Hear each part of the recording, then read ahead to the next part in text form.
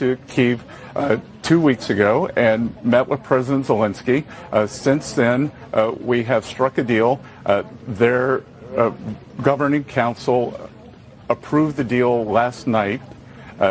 So I have an agreement from their economics minister. So the deal is done. President Zelensky is coming here to sign the deal tomorrow. So there is no more negotiation. There is nothing else. I'm sure President Zelensky and President Trump will have a wide-ranging discussion. But as far as the deal, it is complete. It is on paper, and the Ukrainian government has approved it. It is just awaiting the signature of the two heads of state tomorrow.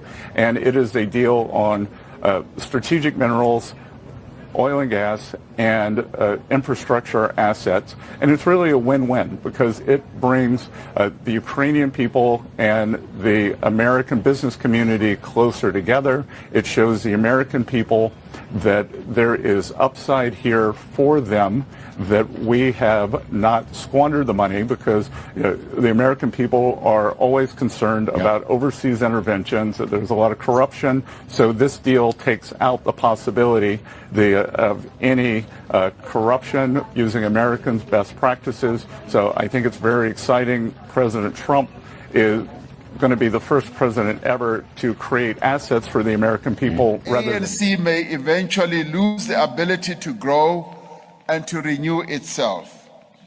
So therefore, I call upon you to return to the militancy of the ANC Youth League of the 1944 era, to go back to the militancy of the ANC Youth League of the 80s and the 90s.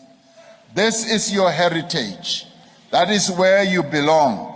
That is where we want to see the ANC Youth League returning to.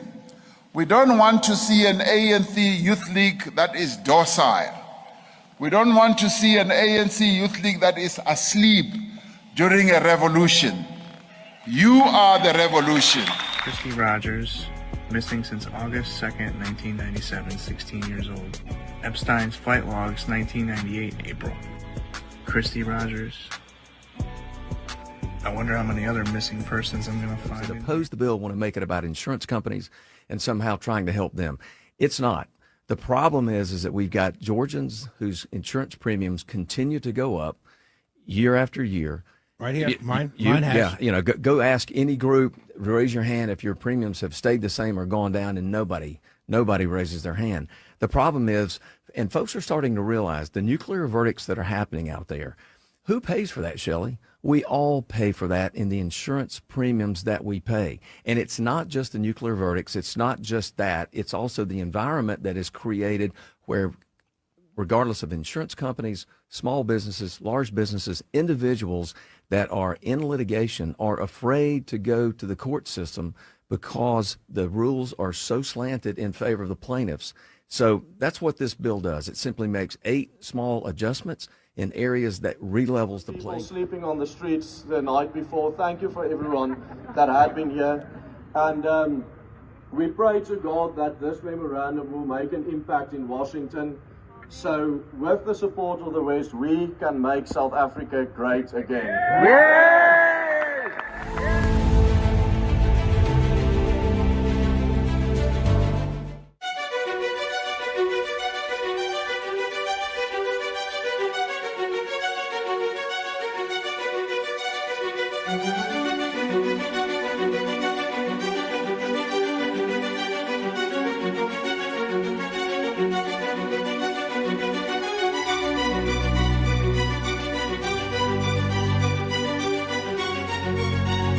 And now, here's John Ritchie and L. Todd Wood.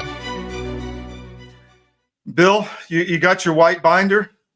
I wasn't one of those invited to the White House to get one of those darn things. Yeah. Well, I thought you'd be up here waving it like everybody else, man. And exclusive on the Georgia show coming up. I think I do have some black paper. Maybe that would work. Wow, we're going to get into just what happened yesterday. The pieces are still falling. It's either some people say it's extreme incompetence or just not able to do the job. They're in over their head. I think it's much darker than that. We're going to talk about that. I'm here with Bill Quinn. He's the host of the Georgia Show on cdm.press and the georgiarecord.com. Please check it out if you're in Georgia. I'm L. Todd Wood. John Ritchie is out today on assignment, so we're going to cover the show. But what do you have to say about this Epstein thing real quick, Bill?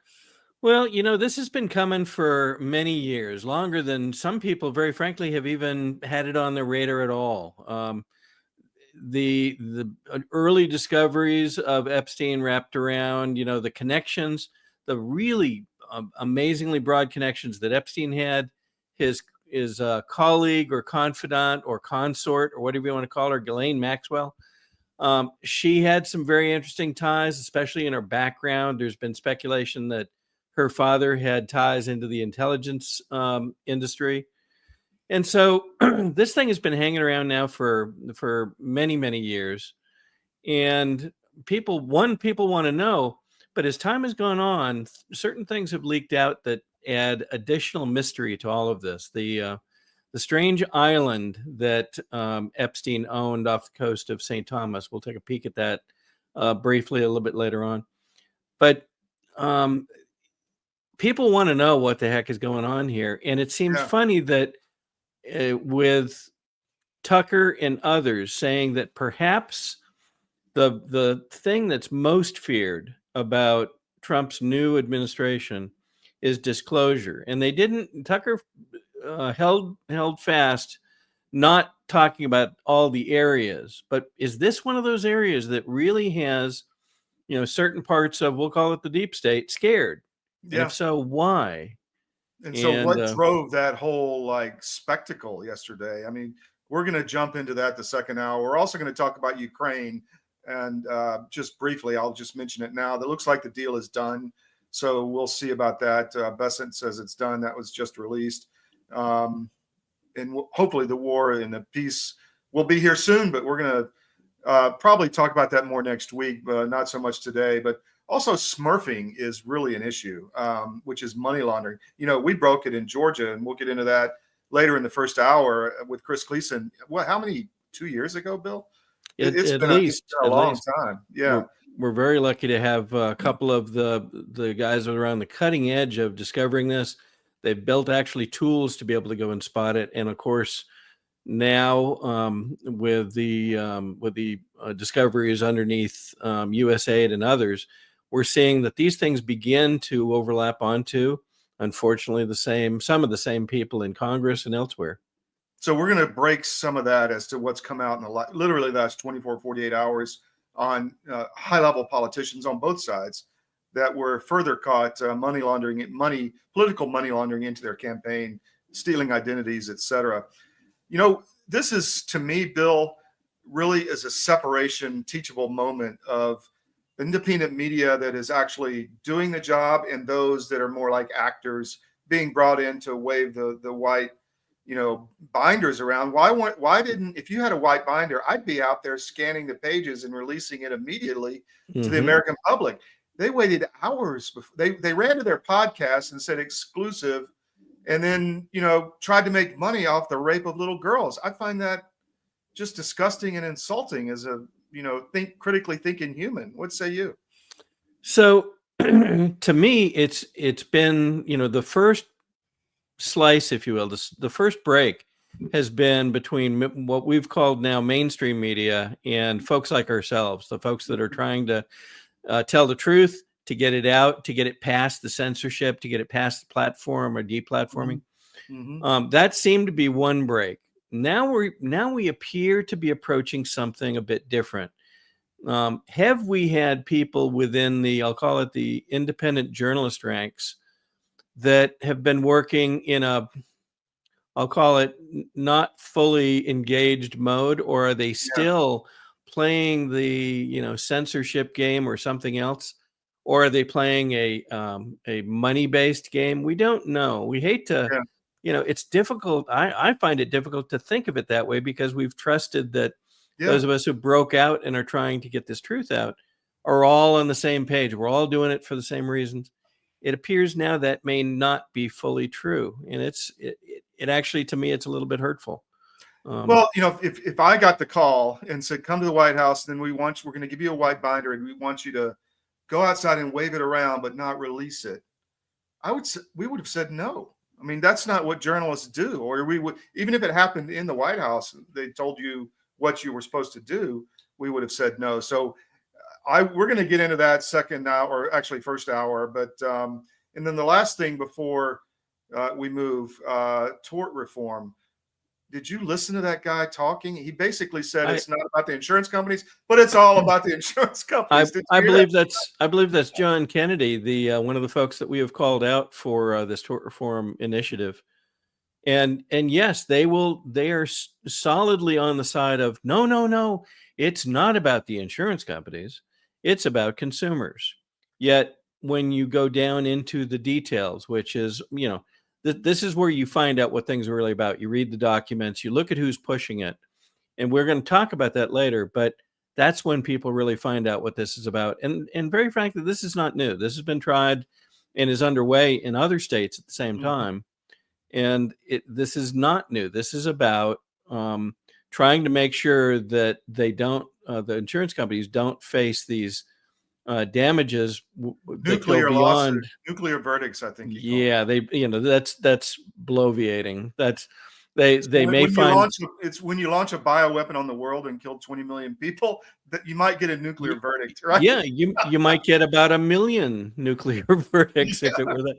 And we don't know that that's what this is about, but as I said, other states, even bar associations have written white papers on this in the past. And this is nothing new. It's been tried before, and invariably it ends up, they try to claim that there's some sort of savings to be had, but we're going to dispute that, and we'll give you some very specific reasons about why we believe that is not, in fact, the agenda here in Georgia. They'll try to convince you of that, but it doesn't appear to be supported by the facts. So we're going to get into all of that, and we're not going after President Trump. He may be the smartest fox in the hen house here, but we're going to talk about what happened yesterday from just a White House staffing perspective. Welcome to Output. I'm your host, L. Todd Wood. John Ritchie's on assignment. I'm here with Bill Quinn from the Georgia Record, GeorgiaRecord.com, which is one of our CDM papers. Today is February 28th, 2025, and here's your 5-point surge.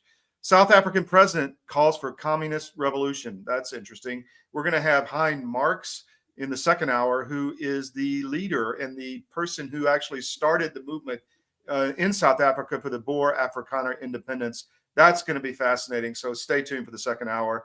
The White House Epstein Follies embarrass AG Bondi. A lot of fallout's going to come here. Laura Loomer's been all over that. She was supposed to come on the show, but she's, I guess, prepping for a major show she's doing on this today, but we'll try to get her on again. Tort reform in Georgia. We were just talking about that. Is it really what they say it is?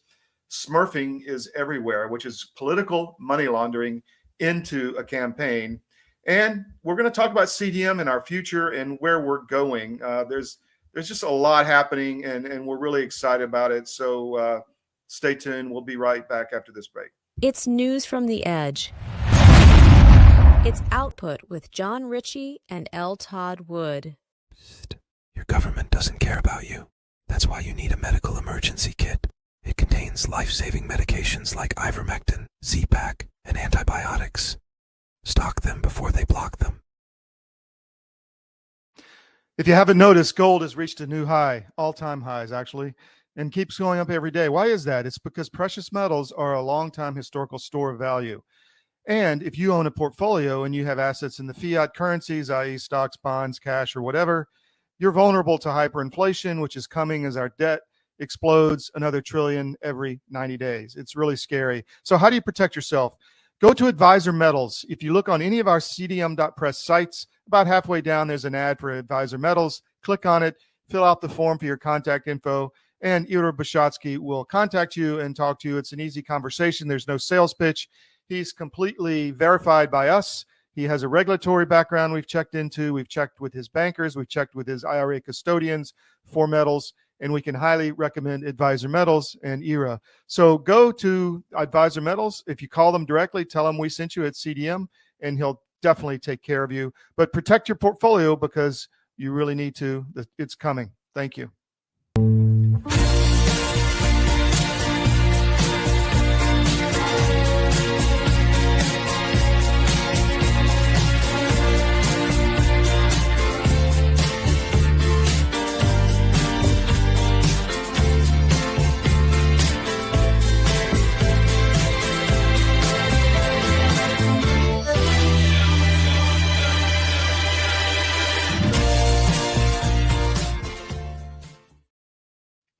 So, Bill, we had Pam Bondi for, first of all, we were supposed to have there was a date to release these Epstein files.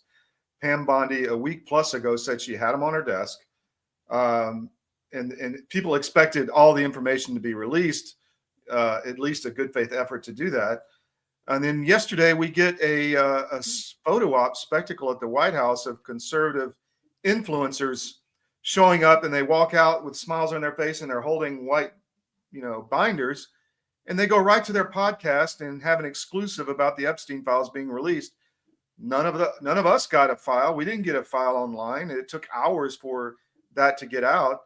I just found it one really just not professional and insulting to us as journalists that we had to wait to get this information. What say you?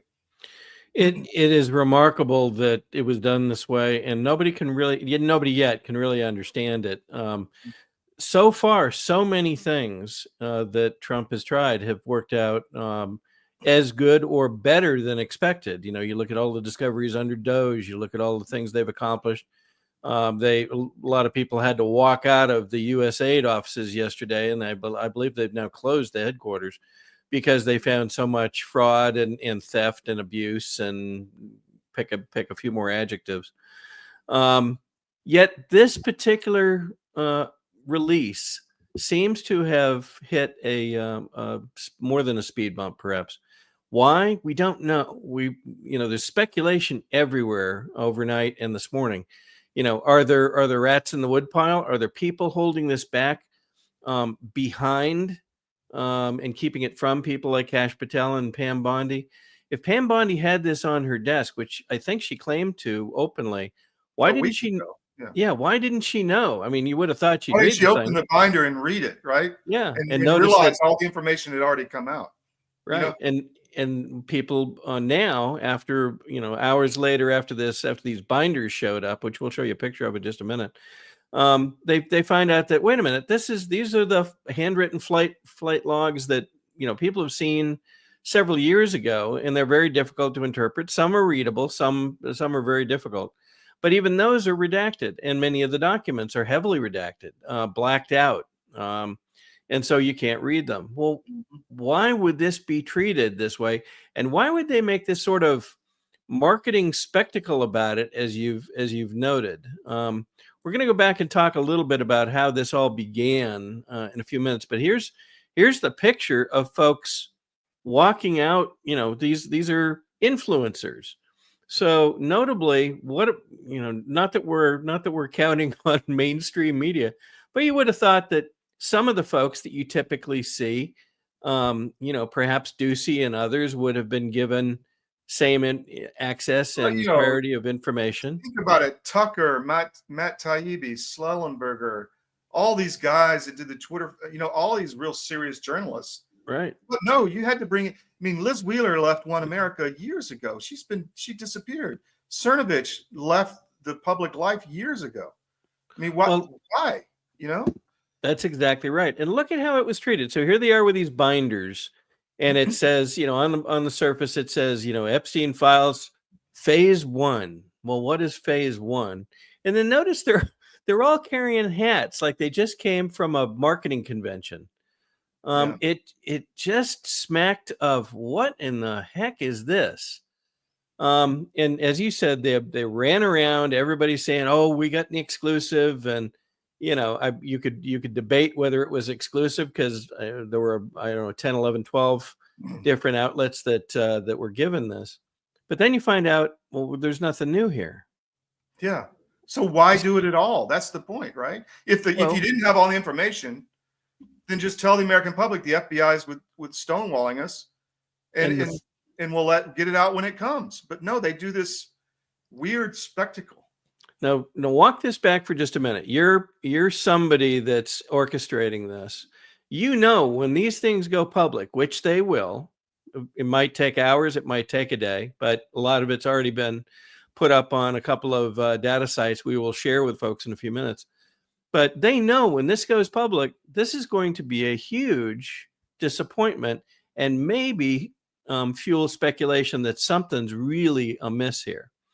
Why would you do it then? Because now you're working against, it seems you're working against yourself, right? Yeah. This will come out. This is not like something that was supposed to be, continued to be secret. So just the movement around this is, I find it very difficult to understand. The logic isn't there. Is there some message here about the people to whom it was given? Is there some underlying, hey, there's more to come, but we want your attention fully on this? Gosh, we don't know. There's just so many moving parts. As you said, Laura Loomer just took huge exception. Really was online screaming and yelling that she didn't have access the way that she had hoped, and calling out, how come these people were picked? How come it wasn't a different process? Yeah, I mean, there's so many. I mean, if you wanted to like release this to the American people, then you wouldn't have chosen this group of people. Maybe one or two of them, but not this specific group of people. It's very, very weird. And I will tell you, I think anybody who is in this group has jumped the shark. I mean, this is like Mitt Romney level of, talking about things that just destroyed his campaign. Anybody who was out waving this white binder around, what is their career going to be? Who's going to trust them? I find that just shocking. It is. And then just logistics alone, and you mentioned it a few minutes ago. You look at a Tucker Carlson, you look at a Joe Rogan, you look at an Alex Jones, you look at others. You could touch 20 million, 30 million, 50 million people in a day through those guys. Yeah. And I don't want to, we're not trying to belittle the impact of these folks, but it's just not the same level of release of information. Why would you do it this way? Bondi came out and said there's all this dark information. Well, there was nothing in there that was dark. It was just a list of names. So at least that we think. I haven't gone through all the files, but look at the smiles. Oh yeah. These are binders of young women who are being raped. I mean, girls, and they're all smiles. I maybe there's some 8D chess going on here, but I find it just bizarre. It's the right word. Maybe this is a good point to just expand on that too. Some people haven't really had the Epstein situation on their radar in the way that many of us had. So let's go back if we can, and we just want to make sure people understand where this originally came from, because it's pretty important. It's feeling now like this may be even more important than we would have surmised based on the amount of jiggling that's going on to potentially prevent this from coming out. So many folks will know that Epstein came on the radar as part of an investigation that seemed to indicate there was a propensity through some celebrities, perhaps, maybe others, maybe certain politicians. We don't know the full list, that had a propensity to pedophilia and other things. And it appeared that in order to perhaps have gatherings where such things might be pursued and experienced in a more private setting, Jeffrey Epstein went off and bought an island called Little St. James Island that is a fairly short boat ride off the coast of St. Thomas down in the American Virgin Islands. Why would he do that? Well, it is an interesting island, and we don't have time to go through all the details. We probably will do something more on it as things progress. But one of the most notable features is this thing. It's a little, I'll call it they refer to it as a temple. And temples are usually made for some sort of worship, if you will. We don't know. But odd little room at the top of one of the higher hills on the island. There were also, we don't have pictures of it for the setting this morning, but there are apparently underground areas in some cases that appear either to be storage or perhaps more. And from time to time, there's been photos leaked that seem to indicate some level of surveillance cameras going on underneath, underground there on the island. Again, we don't have background information and we don't want to speculate on all the things, but we have seen, and many millions have seen these pictures of what appear to be closed circuit cameras running in areas on the island. There's also some very interesting statuary and other things that appear to be sort of mythical creatures and other things on the island that are perhaps difficult to understand. There's also up on the corner of this building, there's actually what appears to be an owl. And owls for certain belief systems have meaning. Again, we don't want to go too far down this path, but as things continue to be disclosed, we expect that we'll understand more about what some of these symbols mean. We'll play it in a minute, but I was just going to say, I have this short clip from Alex Jones when he infiltrated the Bilderberg group, and they worship, or whatever they do, a huge owl. Please. Well, okay, we can do that. We can do that now. Hold on. I was going to do it later, but let me bring it up real quick. Hold on. So, and this is it. The owl is in his leafy temple. May all within the grove be reverence before him.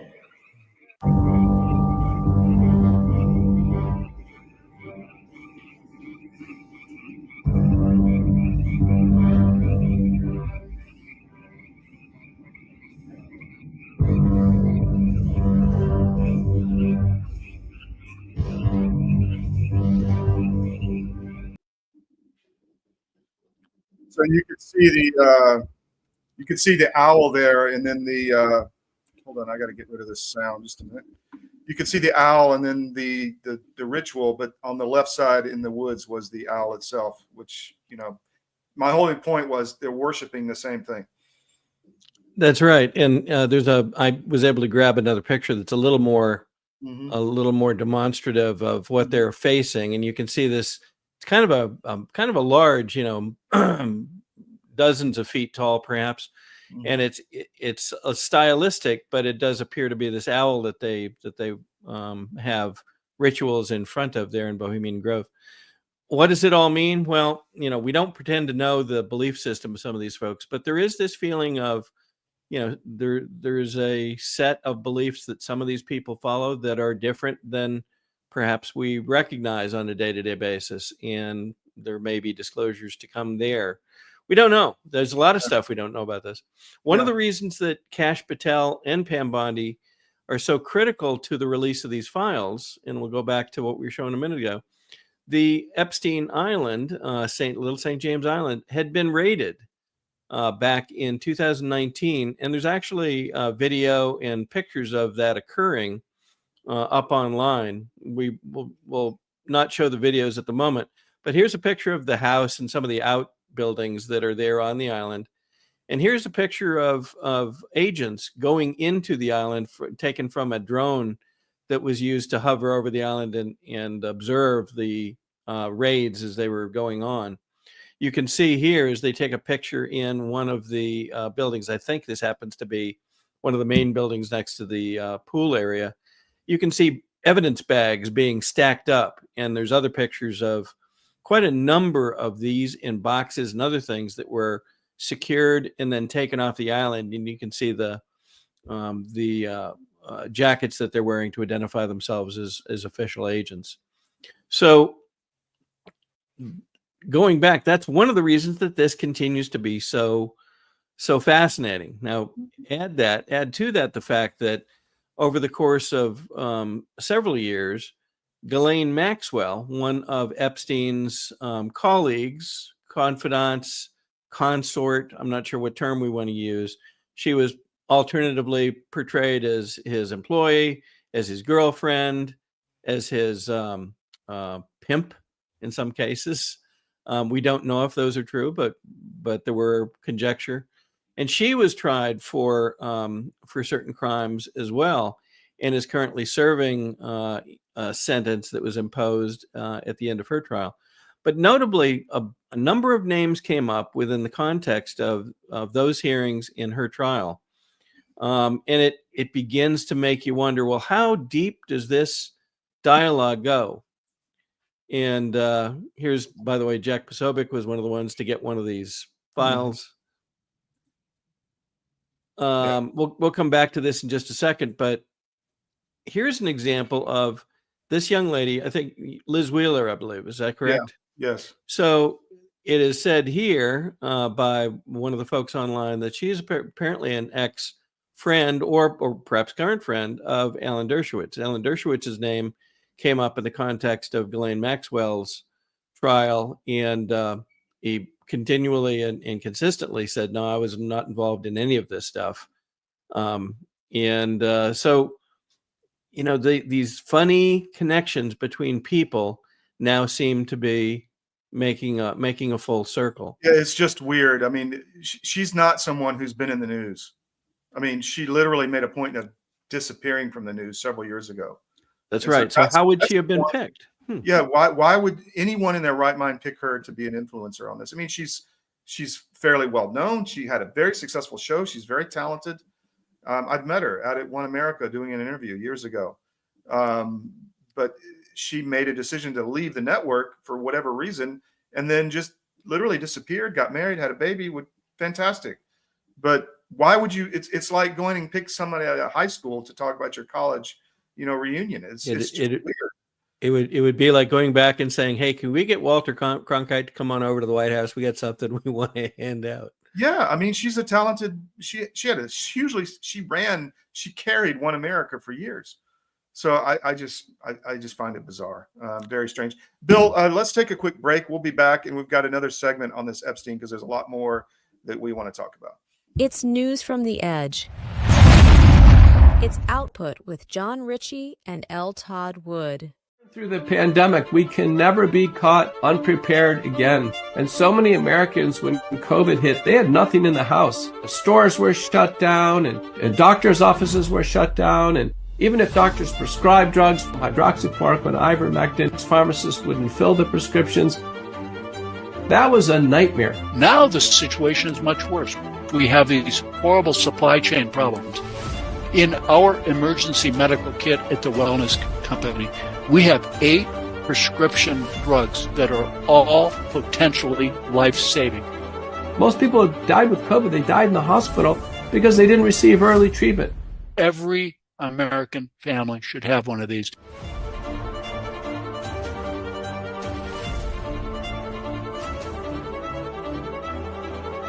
I can tell you the Wellness Company kit is the answer.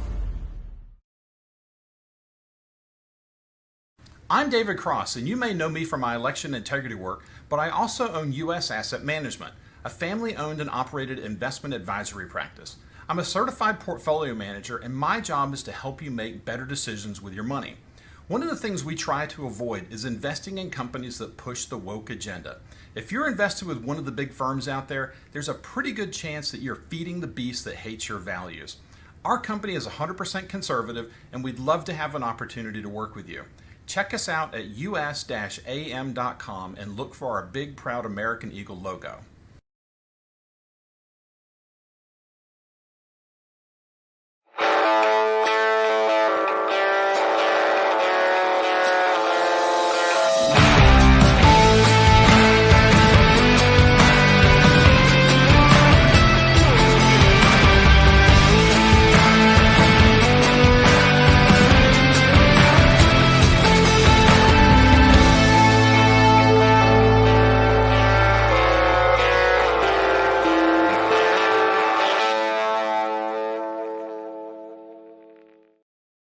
So, Bill, we have a lot of, and by the way, let me just jump in there real quick on David Cross.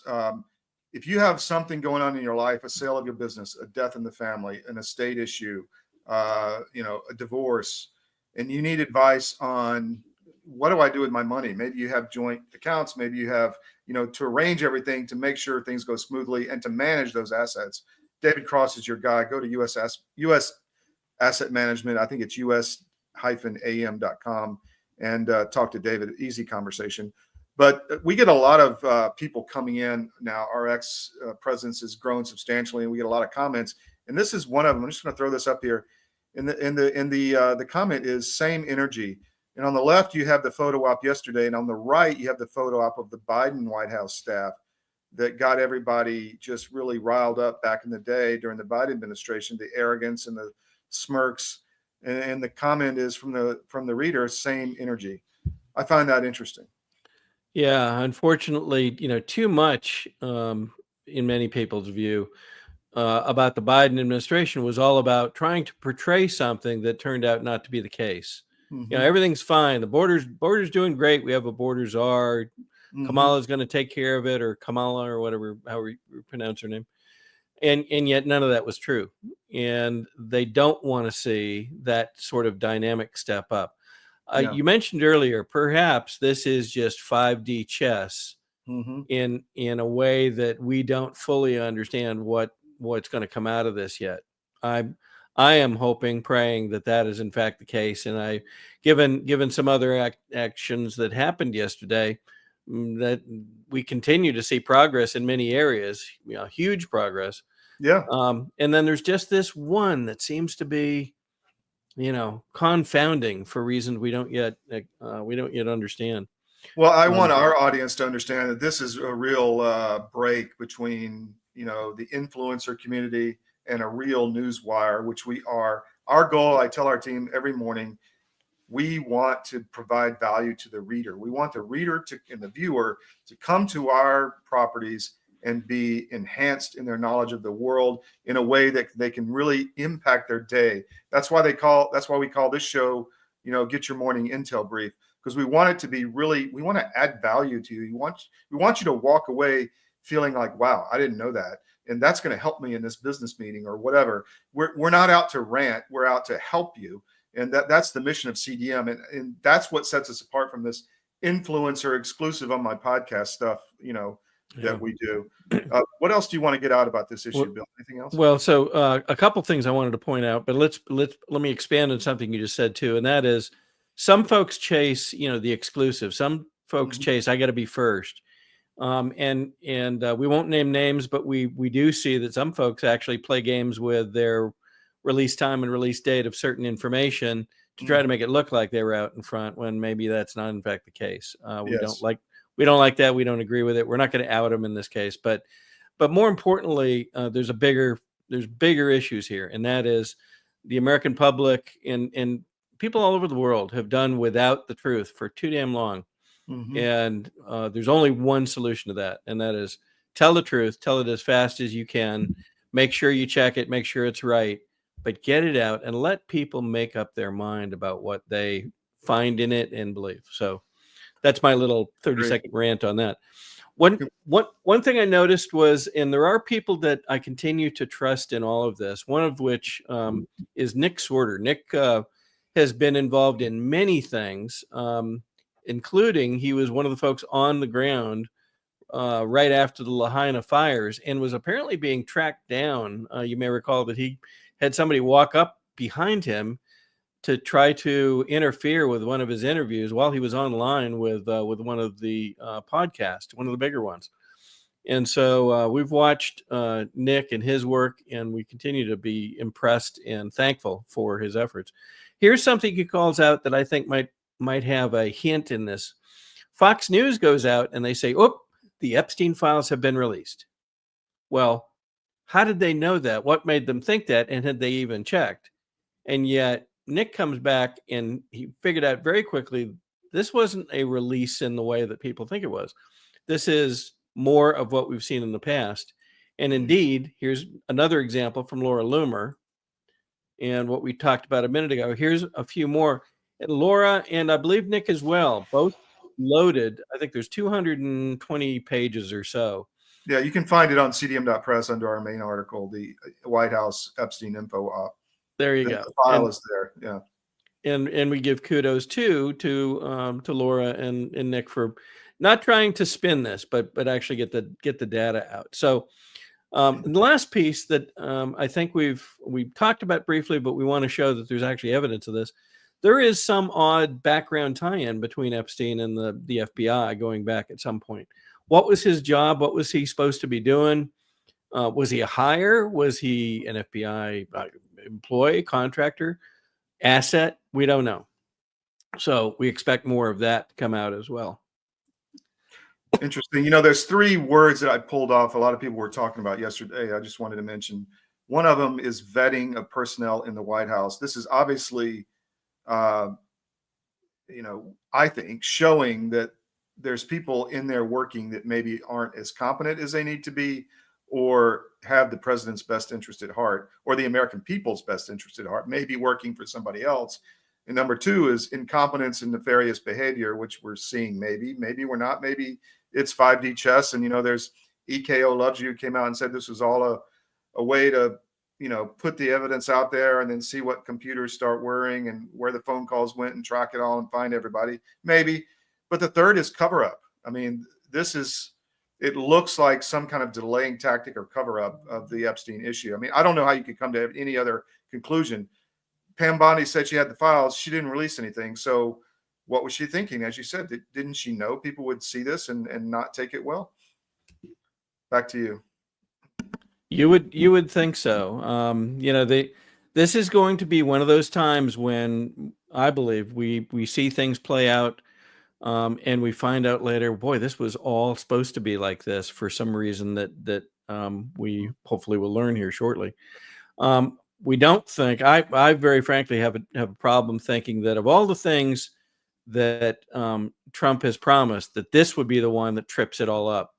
Doesn't feel like that to me. And I can't explain what's going on, but I do find this entire thing fascinating. I mean, the same day that this is going on, and bear with me for a moment, I'm doing a little production in the background here. The same day that this is going on, without really much notice, there is a release late in the day that, oh, by the way, 29 high-level cartel members are being extradited back to the U.S. for charges. And I have a quick video of this actually happening.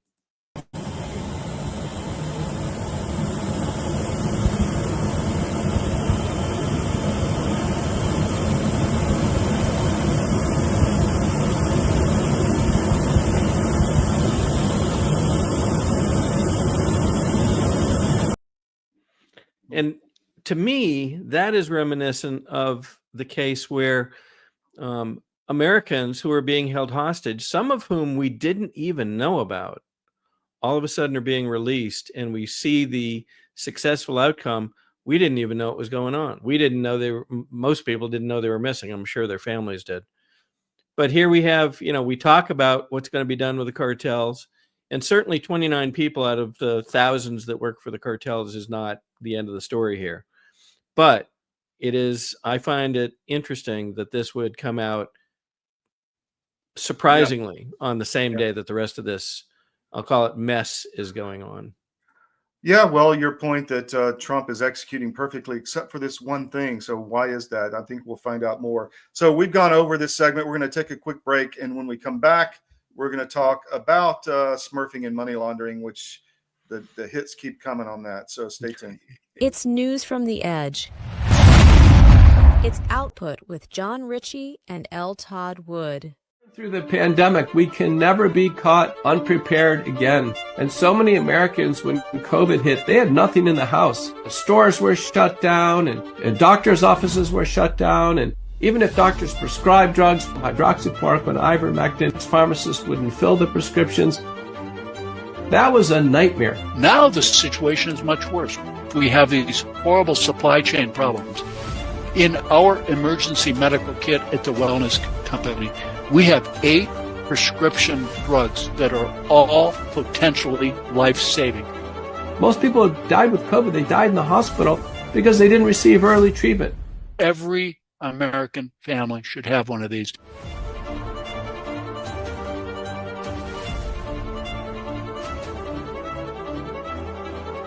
I can tell you the Wellness Company kit is the answer.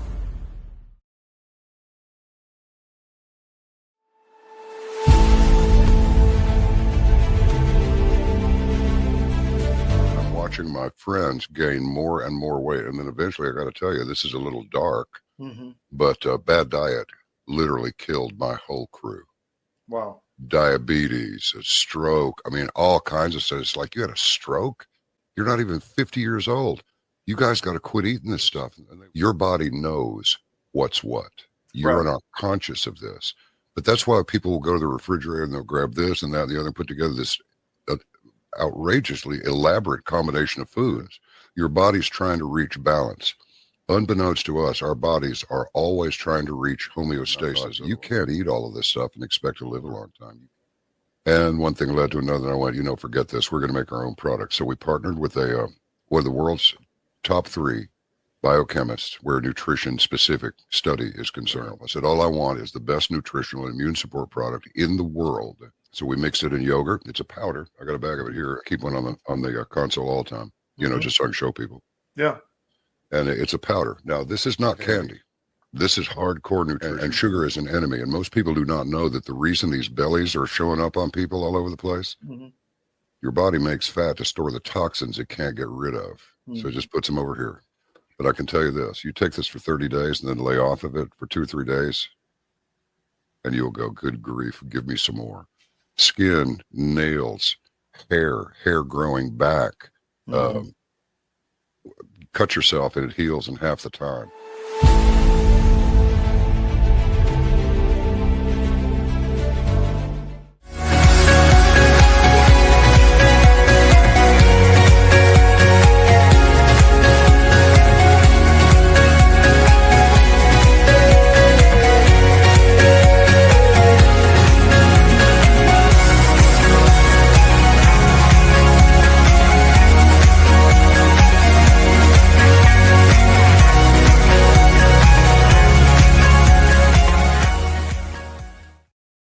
So, Bill, this is not candy. I tell you, people have different reactions to Nucleo, and you can get it at cdmnutrition.com. But for me, it's the stamina. I mean, I'm literally working until I can't work anymore and pass out on the bed, get up 5 a.m. or earlier and start working again. And man, it just keeps me going. So go to cdmnutrition.com and get the building blocks you need. Sign up for the subscription. You get a big discount. I want to move into the smurfing, which people may not know. We've been talking about this for 2 years, literally, on our Georgia show on Georgia Record, georgiarecord.com. And you can find that on CDM or CDTV as well on cdm.press. And Bill runs the show and runs the whole paper down there. So fantastic knowledge coming out of a really critical state. And we've been very effective down there.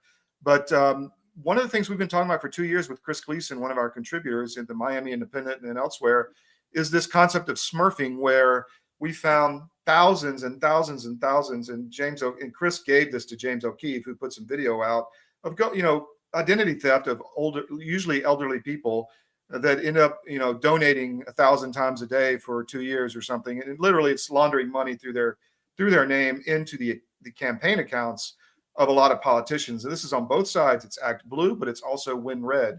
We found in Georgia, Brian Kemp had 12,000 suspicious donations in his campaign. And then we talked about it on the Georgia show, and magically those disappeared off the website. Wonder why that is. But we've had a list of our investigators have been working hard. Peter Bernegger, who's in Wisconsin, who doesn't work for us, but he's been working with Chris Gleason, who's a contributor for us. And they've been naming names. And the first one that came out, I just want to throw this up here, is Tom Cotton. And you can go to cdm.press. Senator Tom Cotton caught criminally laundering money into his campaign. So you'll notice that all these people who we're going to name are either big, I'll call it warmongers, pushing war in Ukraine for the defense industry complex, or a Democrat pushing their agenda. But you'll see, I mean, they fall into certain buckets. What say you, Bill? That's very much the case. We're going to show some crossover between the folks that Peter Bernegger and Chris Gleason are uncovering and reporting on, and also some of the strange stuff that's gone on just in the last couple of weeks. Here's one of Peter's most recent reports on Lindsey Graham. And Lindsey Graham is tied to organizations that are both showing up in this smurfing thing. But if you recall, one of the first disclosures by data Republicans, one of the folks looking at the U.S. aid flow of money, indicated an organization that Lindsey is a part of was receiving U.S. aid money as well. So this begins, again, we talked earlier about, isn't it funny that these don't appear to be individual flows, individual connections. They appear to share connections in alternate directions. I think you mentioned how this works. I thought we'd take just 30 seconds and just explain it, because I want to make sure that when we talk about Smurfs, there's innocent people that are inside this, that whose identities are being used. And the process really is some nefarious character or organization is out there. They are identifying people that may have made one small contribution at some point. They may live in a particular state. They may live in a particular town. They might be retired. They might be unemployed. They might have still employment. But they take that identity and they go off and electronically create payment cards, usually, or something that looks like a payment card, but it's all done electronically. This is not going to a store and buying a card. This is doing it electronically. So they have a method of making a payment.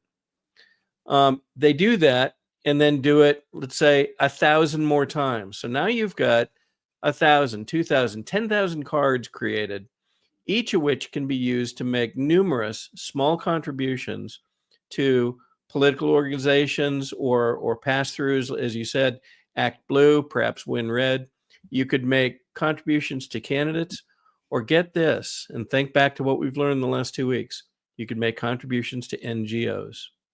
And we've talked about how the NGOs appear to be the underpinning, the foundation of so much of what Doge has uncovered. 1.5 million NGOs exist in the U.S.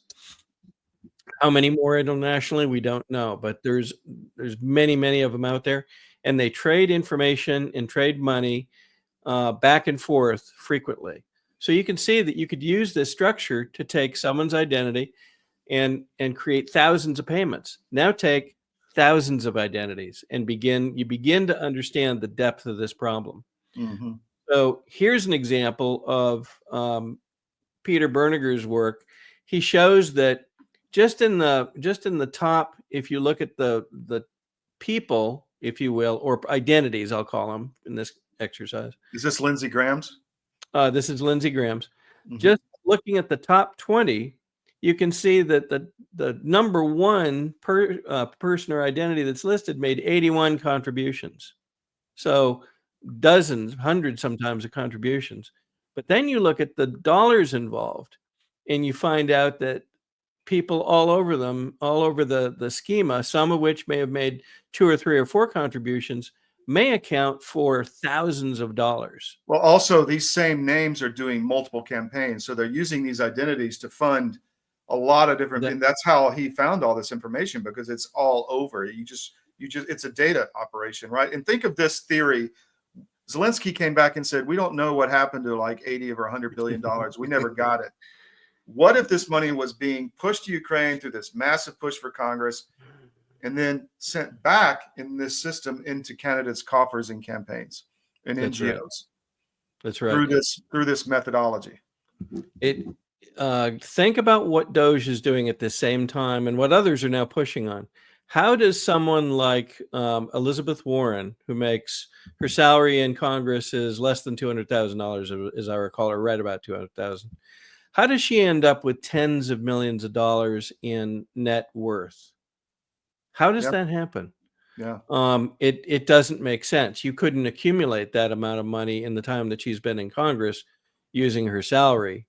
So where did it come from? And of course, we just saw and reported last week and go back to Nick's order, he's trying to ask that question as she leaves one of the hearings, and she's running across the street with her colleagues to avoid his questions. Yeah. Why? because they don't want you to know where the money's coming from. So, so true. So again, thanks to the work of Peter Berniger and Chris Gleason, there's many of these that are being uncovered. One right here in Georgia, Ossoff, who ran for Senate and won ostensibly back in 2020, has been found to be the recipient of these kinds of funds. 13 million, I think, if I'm reading this correctly, 13 million eight. And that's not the biggest of these. Going back, Peter, in the past, I think Lindsay had was it Lindsay or yeah, I think it was Lindsay, like 50 million. Yes. Yeah. Yes. And if we recall, we go back to Mr. Berniger's study on Raphael Warnock. That campaign appeared to be well over $100 million had been received. We reported that in Georgia 2 years ago. And what gets me, Bill, is we reported this 2 years ago. We've done it over and over and over and over and on our show. There's been no response from anyone in Georgia. Crickets. No response from the AG. Nobody's talking about it. Nobody at the national level is talking about this. Trump, nobody will talk about this criminal smurfing money laundering into campaigns. Why is that? I mean, they won't have him on the shows. Have you seen Chris Gleason on MSNBC? Have you seen him on CBS? Have you seen him on Fox? Have you seen him on any conservative Inc. shows? There's a reason why not. We're the only place this information is getting out. It's unbelievable to me that the level of repression of this news, because this is felony money laundering. I mean, and all these people are doing it and they're getting away with it. Back to you.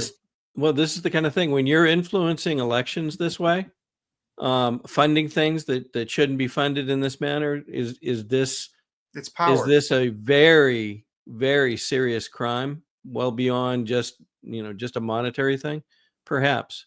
That notion of going silent. We've talked about this in the past, and so many things are evidenced by the fact that as soon as you report them, everybody shuts up about it.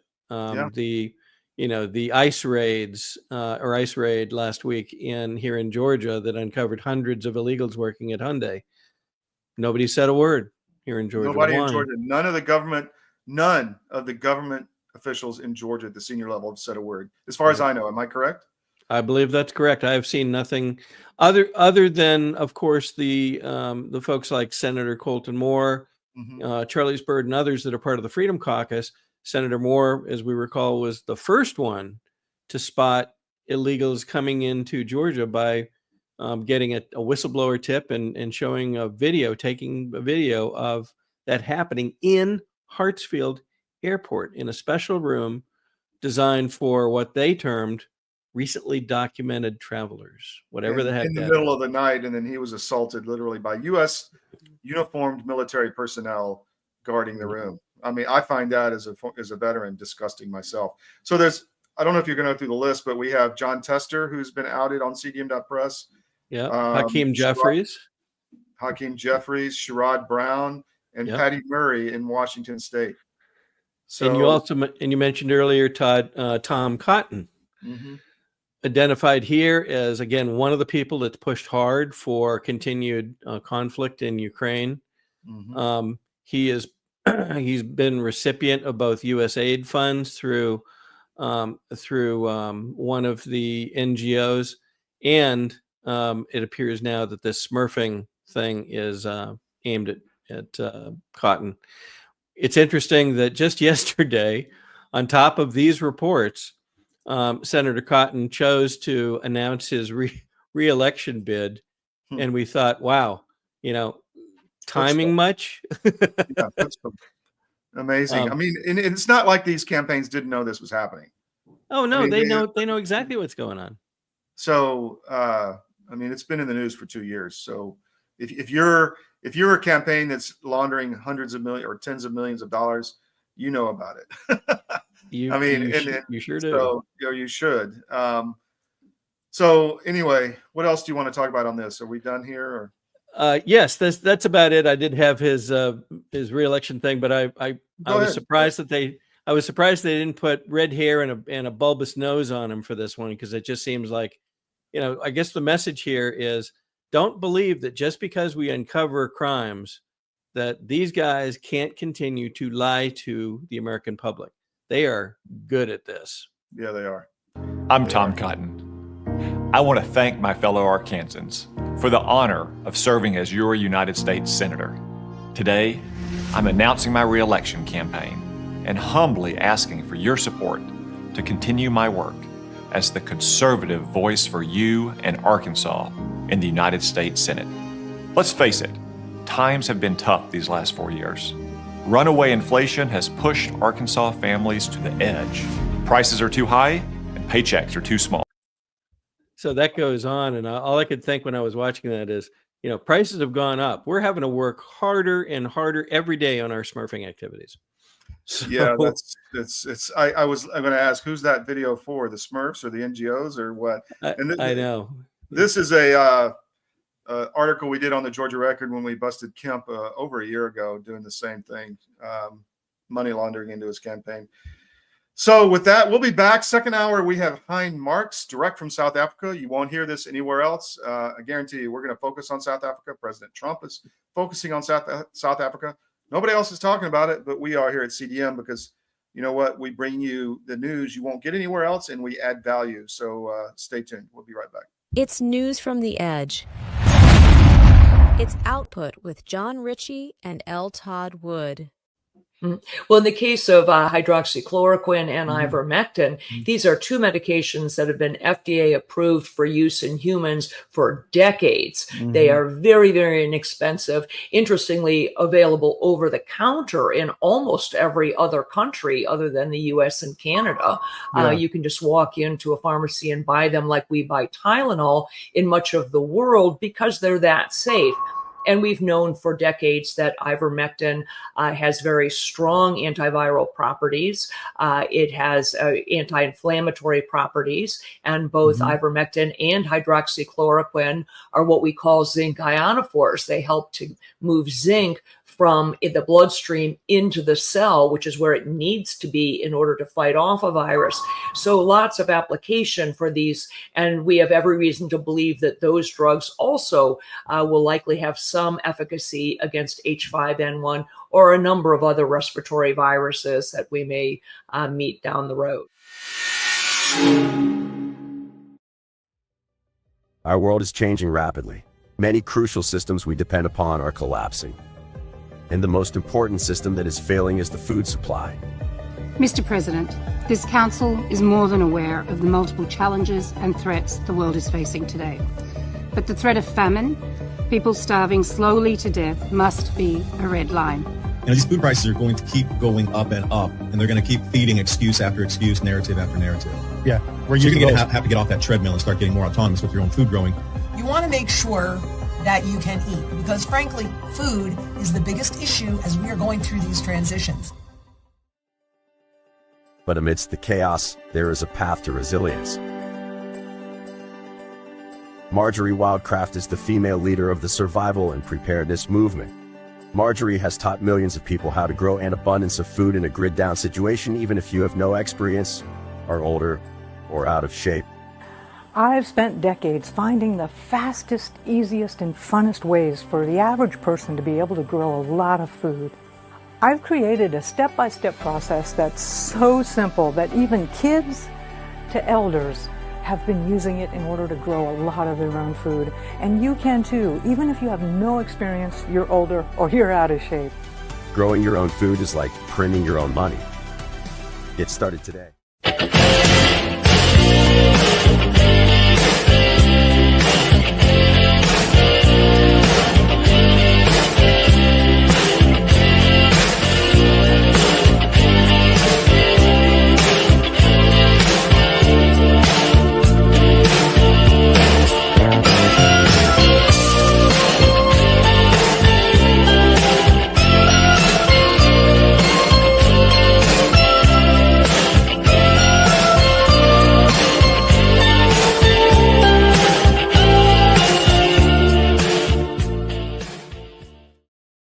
Hey, Bill, real quick, I forgot one thing on the last segment.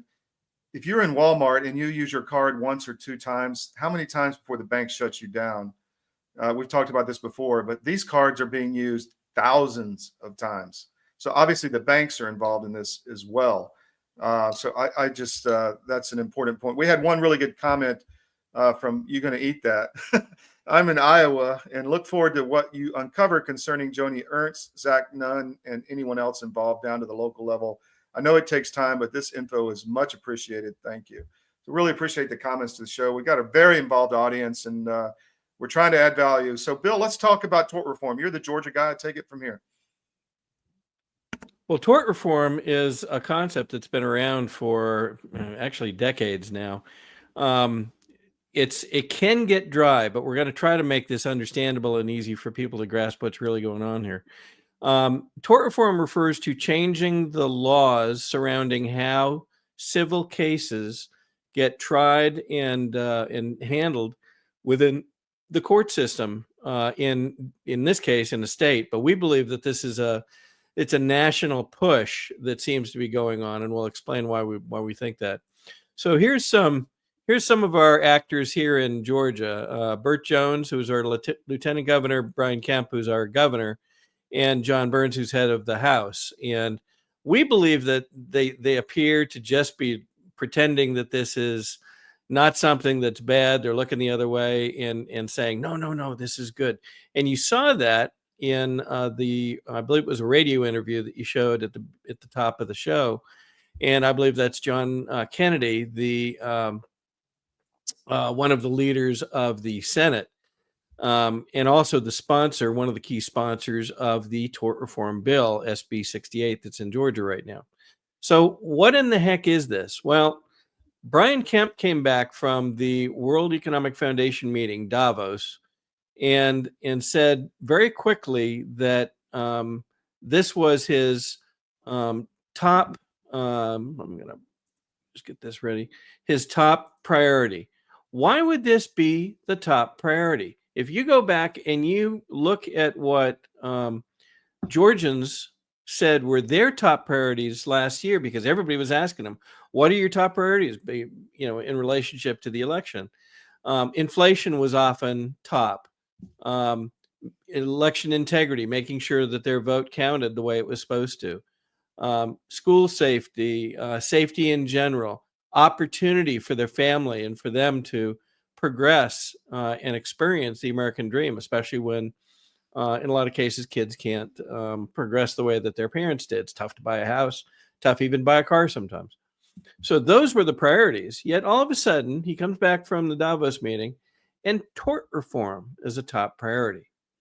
We're going to play something that it's not conclusive, but sometimes you can get a sense of how leaders react to these things and get their sort of internal sense of, well, I know better, and I'm going to do this. And he says in this context that this is an agenda. He's going to make sure it passes in this session. And if it doesn't, he alludes to calling a special session. Isn't that interesting? He refused to call a special session when the entire state was questioning our elections in late 2020, early 21. He refused to call a special election when many were calling for an investigation into the bizarre charges brought forward by Fani Willis. That was significant. Yeah. That's right. I see no reason for us to question or investigate Fani Willis or something to that effect. Yet here we are with tort reform, and all of a sudden, the special session is on the table. Watch John Burns' reaction when he alludes to this. But also want to be very clear. There's always room for compromise, but there will be no room for excuses, half measures, or failure. Whether it is this legislative session or perhaps a second one later this year, we will achieve meaningful, impactful tort reform. You can tell what's going on here. Burns listens to that and goes, well, I know what we're going to do. Yeah. Well, or whatever was doing. Insurance companies is what we're going to do.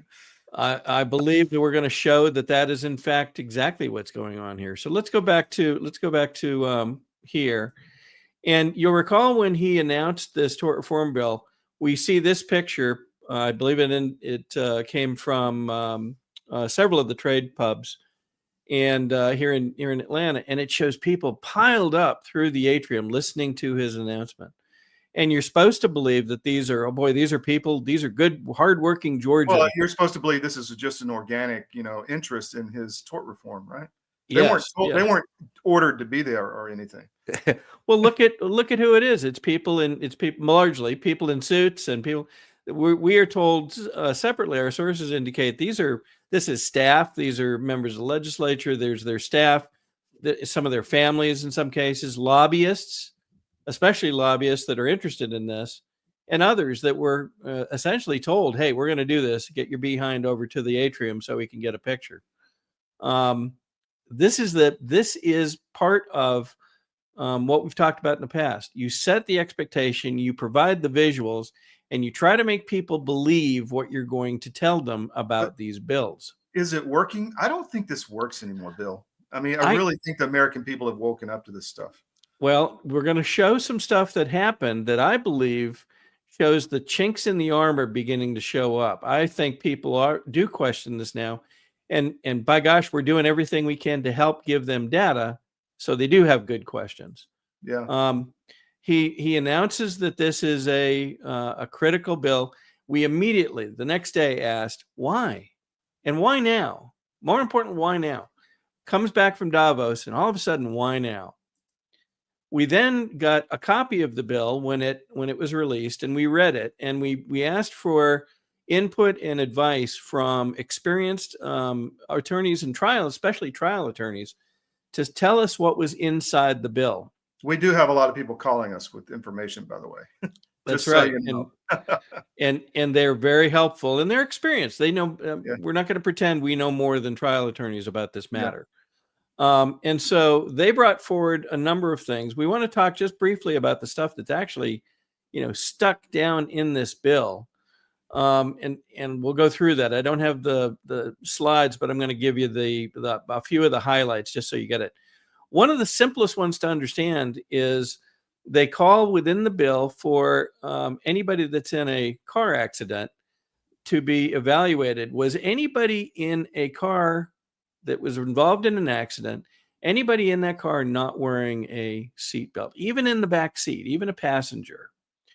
If so, they, within the context of the bill, state that could be grounds for what's called comparative negligence, and perhaps taking steps to reduce or minimize, through showing comparative negligence, the award necessary to the plaintiff. Now think about this for just a minute. You're driving a car. You are hit by a drunk driver, perhaps. Just an example. This is a theoretical example. You're hit by a drunk driver. You have a passenger in the back. You as the driver of your car, wearing your seatbelt. There's a passenger in the back, does not have their seatbelt on in this case. They're not injured. They didn't contribute to the accident in any way. Yet the very fact that they don't have a seatbelt on could reduce a necessary award for you when you are hit by no fault of your own, theoretically, by a drunk driver or someone else. What kind of sense does that make? Who benefits from that? Well, it's not the consumer, and it is the insurance company, because they have a lower payout. That's a very simple example. The other two key things in here is they are attempting to change the way that trials are held for civil cases, especially bodily injury and wrongful death. Wrongful death cases are very serious, as you can imagine. We're talking about, a person or persons losing their lives, and that always has a lasting effect on others within the family, friends, loved ones, so forth. One of the things they want to do is separate what are called economic damages, meaning the dollar cost of doctor care, the dollar cost of your hospital stay and other things, and what they term non-economic damages. The impact, if you will, on your family, the impact on others, the impact on the loss of a husband, a friend, a son, a daughter, a baby. How do you put a dollar figure on that? Well, you normally can't. And so those are typically looked at as non-economic damages. And they want to separate those so that until a certain point is reached in the trial, even if you're calling witnesses and so forth, they want to get to the end of evidence and then have a discussion regarding non-economic damages. Yeah. What about if, and we used this example the other day, what about if you have a case similar to a story called The Rainmaker, where an insurance company is actually blocking certain information that may be necessary for the plaintiffs to actually know, and by doing so, they're helping their own case. What if there's reasons why these non-economic damages are potentially huge, and rightfully so? They don't want the jury to even hear about those. And in fact, the bill calls for, if an attorney even mentions these in the hearing of one or more of the jury, the court can actually dismiss members. They can take compensatory steps. They can dismiss the jury. Well, Bill, who benefits from that? I need to cut you off there. I mean, yep. We can dig more on this on the Georgia show, but tort reform is a huge issue in Georgia, and it has nothing to do with a bioweapon being released to kill millions of people and the insurance liability for that. So we're going to take a quick break, and then we'll be back with Hein Marks direct from South Africa. So look forward to that. So stay with us. It's News from the Edge. It's Output with John Ritchie and L. Todd Wood. You woke up with a sore throat and a low-grade fever. You know you are getting sick, so here's your choices. You can get sicker and miss work, try to see a doctor this week, or sit hours in a crowded waiting room at urgent care. I have a smarter option for you. Open your medical emergency kit. Match your symptoms to doctor-recommended prescription in your booklet and take the right meds now and get well faster. This is not a first aid kit. It's like having an urgent care in your home. It includes doctor-prescribed medications to treat over 39 medical issues like respiratory infections, strep throat, pneumonia, UTIs, and more. No waiting to see the doctor and no standing in line at the pharmacy. It's right here. Every home should have at least one medical emergency kit, and here's how to order. Order online fast and save $45. Your kit with prescriptions to treat common and life-saving illnesses is rushed to your door. Visit twc.health/CDM, promo code CDM. That's twc.health/CDM, promo code CDM. This is a special report. Knowing how to invest your money is harder than ever before. Dealing with stock market volatility, record debt, and terrorist attacks requires new thinking. At U.S. Asset Management, we can help you see the world more clearly so that you can move beyond the chaos and invest with confidence. Call us, visit us online, or drop by our office. U.S. Asset Management, helping you make better decisions with your money.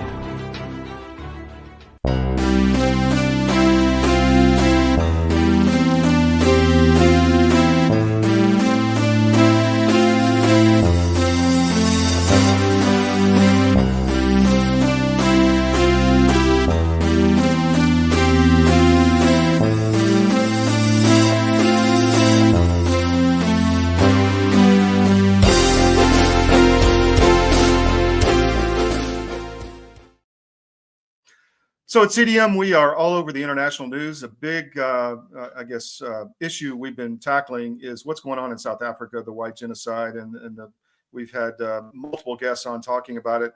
We're honored and really excited to have with us today Hein Marks. He was the guy, I think, that started the separatist movement in South Africa, and I'm going to bring him on now. Sir, thank you for coming on today. I really appreciate it. You're a good friend of Brindy Wells, who's a friend of hers, is a friend of ours. So thank you. Thank you. Thank you for letting me be on your show. I appreciate it. So I'm going to just, people don't know you mostly in the U.S., so I'm going to turn it over to you and give us a history of how you got to where you are, and then we'll talk about what's happening in South Africa. Yeah. How many days have you got for the whole history lesson? The 30,000 foot, the elevator pitch, I should say. Yeah, a quick summary.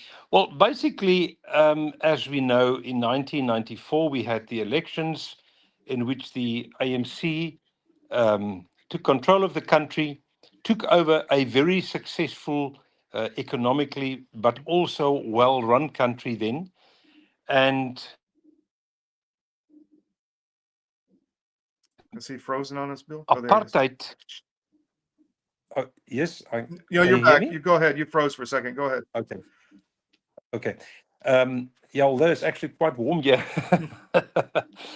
After 30 years, apartheid, which most people never really understood, and we're not going to go into the semantics of that now, was actually declared a crime against humanity.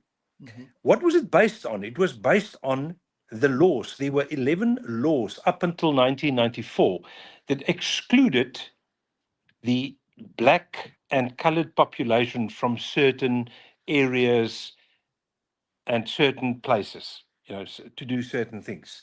There were 11 laws. Then in 1994, everybody, and I'm talking about literally, I can't say everybody, but 99% of all people, and now I'm talking about the white people of then, thought, wow, we're going into a new era where everybody's going to be happy because everything is open and fair for everybody. Now we're sitting 30 years later, and this is exactly, and I don't think Mr. Donald Trump will differ from me on this. This is the reason why he actually reacted. Now we're sitting with 140 laws that excludes the whites from a lot of things. So now the question arises, isn't that exactly reversed apartheid? Yes, of course it is. Of course it is. And 14 years ago, I started, seeing obviously that, this is not very positive. This is not going to end very positive the way it's going on. And I started this movement where I said, guys, let's use the law. And which laws was I was talking about? International law. But I'm also talking about South African constitution, because you can't go against your South African constitution. And in terms of going against your own law, that's exactly what happened in Spain when those guys were put in jail because they wanted secession, but it was against their constitution. They followed international law, but they went against their own constitution. So they went to jail. And in our case, we couldn't. So I said, well, I'm going to start the movement to have self-determination through a process of secession. Well, in the beginning, everybody, including the guys that just visited you in New York, of which the news is full about, were all totally against what I'm saying. Interesting. I started the whole movement, and today everybody's talking about either secession or self-determination. But I mean, you can't get secession without self-determination. Well, there is one other way, but I mean, that's not the way we want to go. And that is the age-old way of conquering it through basically either terrorism or a war. But the joke is, this is where we're sitting now, 14 years later, and a lot of people now have seen that is the only way to go. That's the only way to do it. In fact, in South Africa, if you talk to a lot of blacks, and guys, I don't understand your politics on ground level in America. I do understand your general politics because I watch it all the time. But on ground level, I don't. So please, if I say something that's perhaps not acceptable for your specific situations, in our situation, I'm very careful not to say something that won't be acceptable in South Africa. So my apologies if I would say something. So if I talk about blacks and whites, I'm using the terms and terminology that we are used to and can and do use in South Africa. And I'm talking about the whites as well as the blacks. Sure. So there's a lot of blacks in South Africa, a lot. And it's becoming more and more that will actually tell you, hey, it was actually much better under apartheid than it is under the ANC. Now, also, we mustn't forget that the ANC was, from America's point of view, classified, well, not only from America, even from our side, from a lot of people, countries' points of view, classified as a terrorist organization. Now you've got to start understanding, if they were classified as a terrorist organization, a country like America won't classify an organization as a terrorist organization for no reason. This is the African National Congress, which is in power now, and we just played a clip at the beginning of the show of your president saying it's time for an armed conflict in South Africa. Essentially, I'm sure you've seen the video, but absolutely. So, absolutely. Before you go on, tell us a little bit about the white genocide. People don't know what's going on in South Africa against the Boers, against the Afrikaners. Can you just talk about that? What's happening from your point of view? Okay. Again, I would be very careful to use the word a white genocide, because a genocide, the way we in Africa understand a genocide, is the way that other African countries go on and do their things as a total genocide against certain groups, and that's not true. It's not a white genocide. That's not true. But there's a definite total thing since day one against the whites in South Africa. Since day one. If I say day one, I'm talking about the 24th of April, 1994. The whites have been excluded from literally everything in South Africa when it comes to either jobs or contracts where the government is directly or indirectly involved in. In fact, it goes much further than that. That they've got laws where you've got to have 51%. Listen to my words. Me, as a businessman, I must have 51% partnership from a black. Well, I'm sorry to say, but I can't have 51% partner as a business. Then I don't have anything. Then I am the minority shareholder. Yeah. So if you start a business, you have to have a majority shareholder who's not you. As a black. Yeah. And I mean, this is the kind of stuff that they started. Now, the end of last year, they started a new law again that farmers with a turnover of I would round it off around $500,000 American dollars, annual turnover of $500,000 American dollars, and they are not this is 51% black owned, BEE, that's what they call it, black economic empowerment, may not export anymore. Now, I mean, where's the logic in that? Why do you do that? Why do you exclude? And let's talk about the elephant in the room, the whites. Why do you exclude the whites from specific dealings, either definitely all dealings with the government, or alternatively, now even their own dealings with you as a buyer on the other side, wanting to buy his whatever product from his farm? May not do it. Again, I'm saying that is absolute 100% reverse apartheid. So my question, let me jump in right there.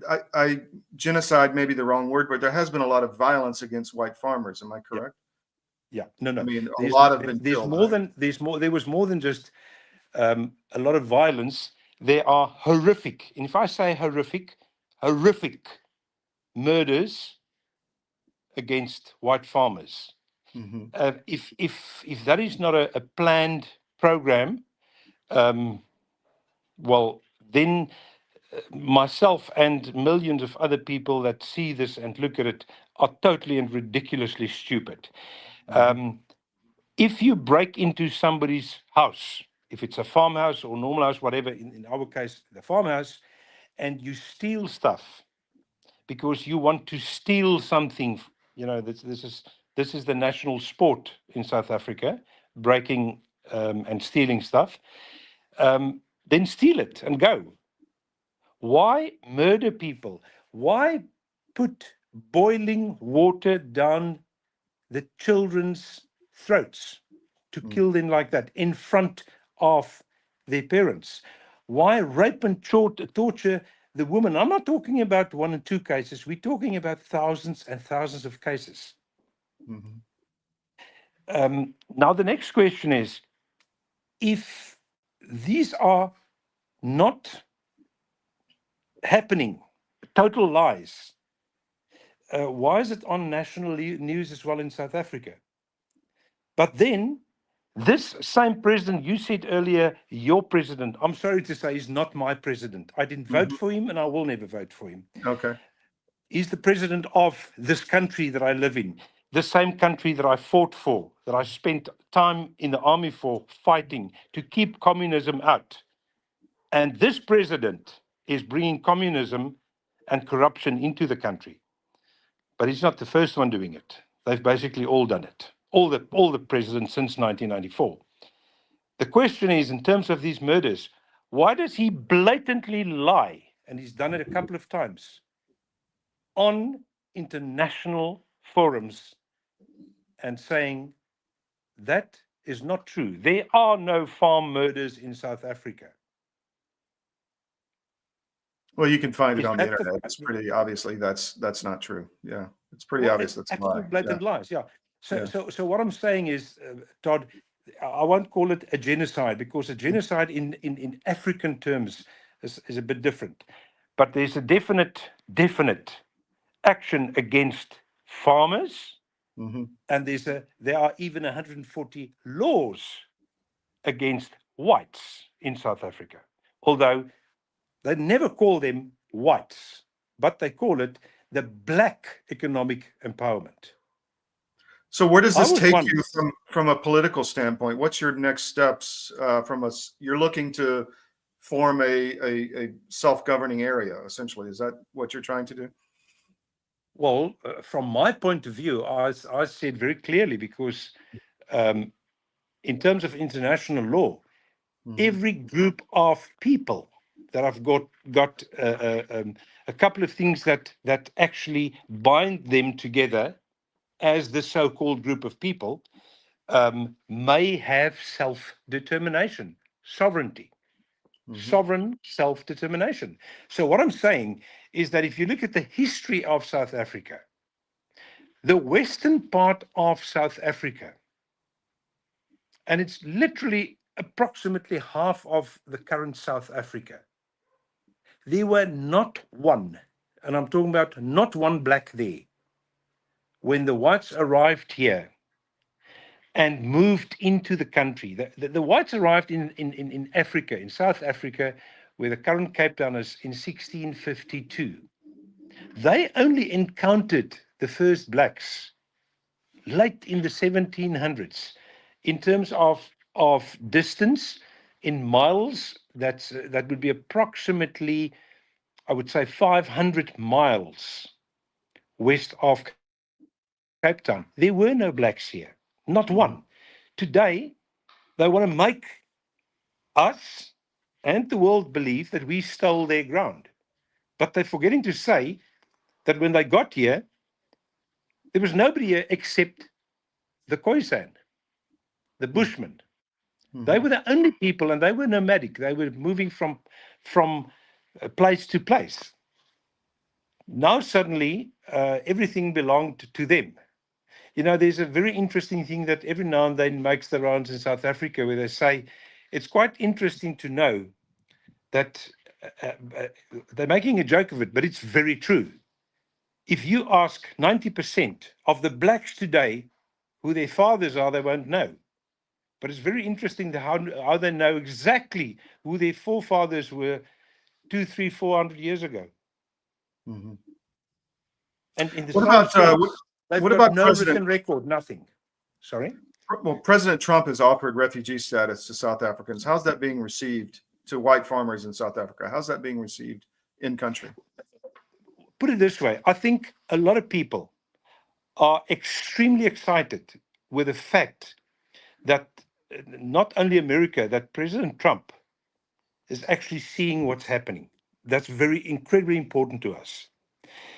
The practical side of just uprooting and leaving is not that easy, especially for the people that that are here, that have got their roots here, their families. Everybody's here. To just uproot and go is not that easy, but it's been received very, very positive. From my side and the people that I talk to, I can tell you, very few of the people that I know would want to leave South Africa, but in the same sense, I don't know anybody that's not very excited about the fact that President Trump actually realizes and is taking action against this totally, totally corrupt ANC government of South Africa, of which the head of this government, the current president, is obviously the most corrupt. There's no question about it. Yeah. Well, there's you see this in a lot of countries where this is practiced, where the government steals money from the people and essentially enriches themselves at the expense of others, which seems to be happening there. Anything else, Hein? We have to go to a break, but I appreciate you coming on. But anything else you want to get out before we have to go? No, that's fine. There's so much that I can tell you, but please let the guys spend their money on the ads first. Well, we'll have you back. So I really appreciate it. You're coming on, and we'll have you back down the road because this is a story we want to stay on. So thank you very much. Pleasure. Thank you. Take care. Thank you, Todd.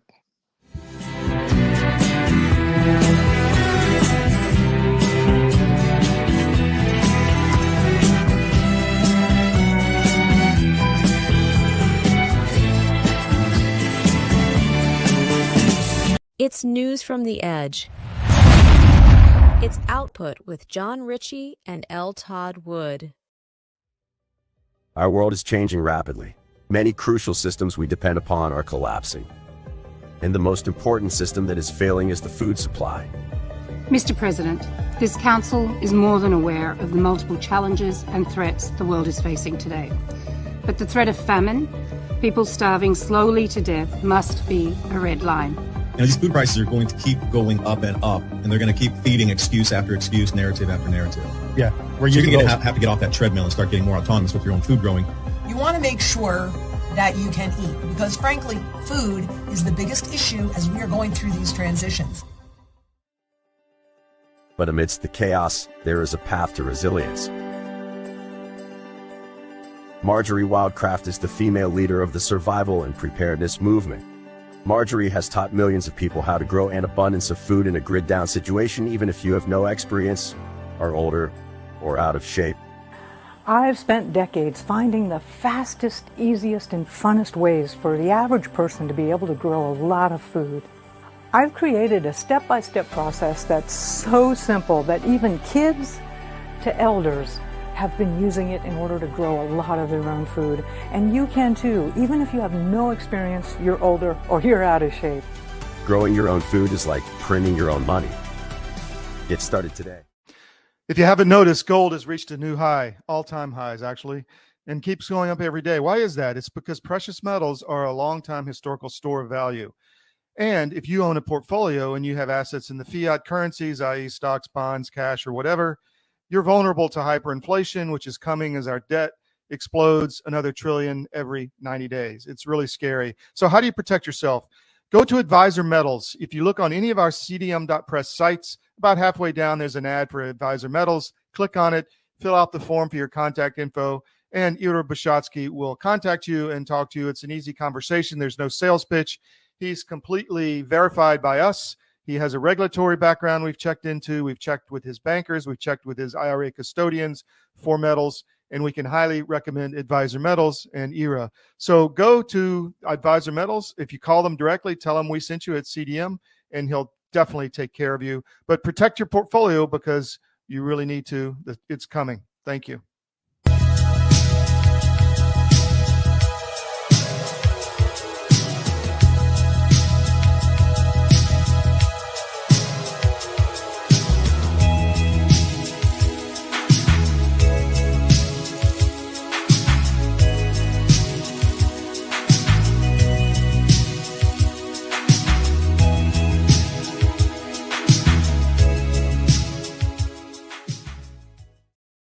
You know, Bill, to me, that seems like a classic case of two wrongs don't make a right. I mean, Yeah, it seems remarkable that it's now the opposite of the way it was, and as you say, they're both wrong. They're both and wrong. you know, people are very emotional. Obviously, when you have, you know, a lot of murders on the white farms, you can feel the anger. You know. Have you looked into, or have you seen others that have looked into the stratification, if you will, of both the black population and the white population? I'm thinking of what we discovered during the Trump campaign, which was, you know, very frankly, color was not the main determinant of what people's wishes were. It was perhaps their socioeconomic status. You know, if they were part of the elite, they wanted one thing. If they were part of the common man, they wanted something different. Well, you know, if you look back at from a macro level, you look at Marxism and what it was to divide people and conquer, essentially, and to create animosity and, you know, envy and class envy. But it was based on economic, or like not necessarily economics, but class status, like, you know, from the socialites and all that stuff, the aristocracy. In the America and in South Africa, they've changed, they've switched, they've turned the dial and moved from aristocracy to race as a way to divide and create conflict. And they honed that in South Africa, it seems to me, and it's been very effective. And they have done it here, not as effectively, but that's what they were trying to do with all the, you know, DEI and George Floyd and, you know, Black Lives Matter. That was completely an op based on what they learned in South Africa, I think. But we're going to keep talking about the story. We're here to bring hard stories to people. You can make up your own mind, but we're going to bring the people on and let them talk, because that's important on both sides. And if we have someone from the ANC that wants to come talk to us, we'll bring them on as well. But Bill, I wanted to talk about CDM. We have done a lot of work together over the last few years. We've brought a lot of truth into Georgia, but we're going to be ramping this up to a much bigger level. We're doing a lot of video work, which you see Output. You see our Eurobyte show, which has been the leading edge for 2 years. People are trying to copy us now at other conservative Inc. networks, trying to cover Europe, cover Ukraine with our Ukraine sit rep. We have our military shows, our military channel, the Georgia show. Tell us a little bit about the Georgia show and what you're trying to do there. Well, it's kind of interesting. You know, Georgia has proven itself an epicenter, if you will, of many of the issues that that we've seen across the country, yet they all seem to be duplicated. In some cases, it seems to stem from things going on here in Georgia. I just had an interview with one of the folks that's done an extensive amount of work on immigration and illegal immigration, and they said they echoed that. They said there's something about Georgia that either by design or by mistake, we've put perhaps too much power in the hands of too few, and they seem to be day in and day out abusing it. And you see that exhibited by the recent case of a sitting senator in Georgia being excluded from a joint session, to the extent that a party who is employed by the Speaker of the House threw that senator to the floor and had him arrested, which theoretically can't happen anyway in the Capitol. And yet they did it. They did it because the attitude appears to be, you can't do anything to stop me. And we see that again and again and again. We also see this odd silence when real problems surface, whether it be, you know, evidence of illegal alien intrusion into Georgia, whether it be certain crimes, whether it be, as you said earlier, economic malfeasance that appears to have evidence to support it. We see this odd silence. Nobody wants to talk about it. Nobody wants to investigate it. We unfortunately were, or fortunately, we're up at CPAC, as you know, last week, and we almost unbelievably we saw the Attorney General of Georgia take the stage along with others, and appear to take victory laps on the work done with human trafficking here in Georgia. This is the same gentleman that when human trafficking was reported and videotaped going through Hartsfield said nothing. And that same Senator Colton Moore was assaulted, and again, nothing. He even spoke on the floor of the legislature and really didn't get a response from leadership. That's correct. How could that possibly be? You would think that these are, moral people. We would hope. In one of my recent articles, we talked about, when people vote for legislators and others, they expect them to be the best of us. Yes. To live to the ideals that we hope for everybody, but certainly within their own area of responsibility. And yet we constantly seem to be disappointed in that. And it's a shame, but we're getting to the point where we cannot ignore it. And it is what it is. So Georgia is a fascinating place. The people are, I think, in many ways amazing. They've become, in lots of cases, hundreds, maybe thousands, they've become advocates, activists in some regard for the various issues that seem to live here, and they want to fix it. And they show up again and again and again and again, individually and as groups, to try to make Georgia, a better place. We're just honored to be connected to many of them, and we try to make sure they have the information necessary so they can make progress. Well, Georgia's a big point of order. Also, Colorado, we have the Colorado show. We're going to bring in on more shows, but I'm going to put this up here. This is cdm.press. Please put us in your daily scan. The one thing you can do to help us, free media, to expand and grow and bring you the kind of reporting you're getting here on a daily basis with your intel brief on Output and our other shows, is put cdm.press in your daily scan. Click on us a few times a day. Check the headlines. It's updated daily. We put close to 20 stories out at least a day, and it's really good information. And 75% of it you're not going to see on other channels. So you can see across the top, on the top right is CDM Sites. That is where you can see all of our 13 different websites. We have 7 papers. We have a military paper, Hispanic, CDM Espanol.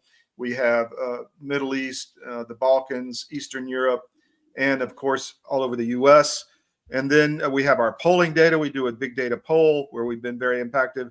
Then the second menu, CDM Food, CDM Metals, CDM Books, CDM Health.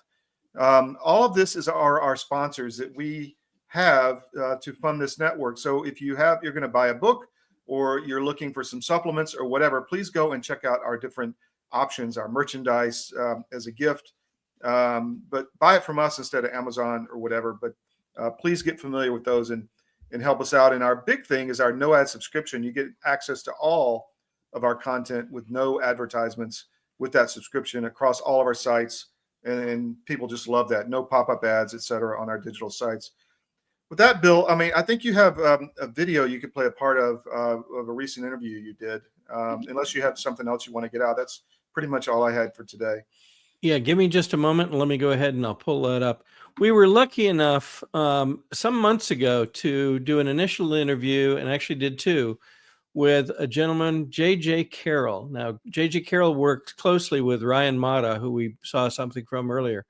They have done an extensive amount of work looking at the immigration crisis. J.J. Carroll has decades of experience as a border agent and down in Southern California, and has used that to confirm what we've all basically now experienced, which is this is a horrendous and very, very troubling problem, and explains here about how this goes well beyond just human trafficking. A lot of what you're seeing is child trafficking, and as you understand more, it becomes darker and darker to understand what's the motivation behind this, who's involved, and what it means. So we'll play a few minutes of that. So Bill, just run that till about 55, and then we'll just say goodbye and close out the show.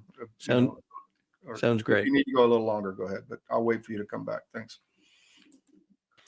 Welcome back. We are delighted to be joined by J.J. Carroll. J.J. in the past months has become well known all across the country and beyond for the work that he's been doing to document first the immigration disaster that's gone on and the depth of the problem, and more recently really delving into the child trafficking piece of all this, which is in fact perhaps more telling, more disturbing, and more important in the grand scheme of things. JJ, thank you for being with us, my friend. Thank you for having me, Bill. I appreciate it. I'm looking forward to having this discussion because I believe the world as we know it is changing. It's never going to be the same. Every single day, something new happens. Donald Trump is literally changing the course of American history, and I would argue the world history. I think you're exactly right, and I've rarely heard it put better than that. We are looking at a something that will appear to be, I think, a new world in many ways as we go forward. So, great way to put it. But for the folks that haven't been with us when you've joined us before, could you take just a few minutes, give them a little of your background so they understand what you're building on to bring this knowledge forward? Okay, I'm a retired United States Border Patrol agent, spent 24 years in San Diego sector. I worked the entire California border as well as the entire Arizona border. My last year in my career ended as a deputy patrol agent in charge. So that's kind of like in the top 25 agents out of 2,500 agents in San Diego sector. But I made my bones being down on the front lines of the Tijuana border during the most violent times of recent history. I created large and small task forces that were extremely successful.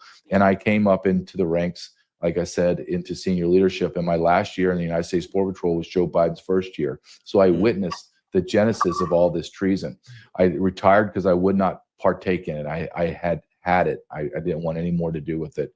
I left and I wrote my first book called Invaded, became a bestseller. And then I did 2 documentaries.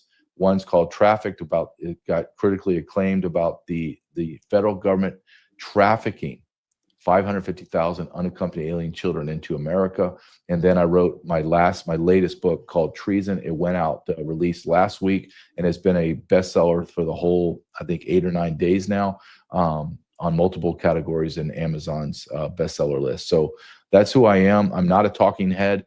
I'm not someone that I have the academic credentials. I have the physical credentials. I've been there, done it, and seen it. I know exactly what's going on. I would consider myself an absolute expert on the Immigration Nationality Act and policies within DHS. So I understand exactly how Joe Biden and Mayorkas orchestrated the destruction of American sovereignty.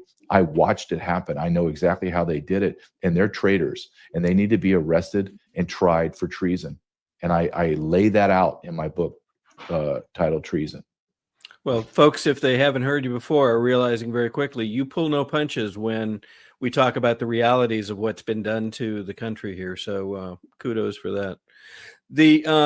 You mentioned how things are changing. So there's a couple different facets to this that I wanted to take a few minutes and explore. One is, as Trump has come back into power and he's gotten Elon and Elon's amazing team involved in these Doge efforts, one of the things that's been uncovered, and it got uncovered very quickly, was some of the things you've been talking about for months and years, which is the NGOs that are behind much of this.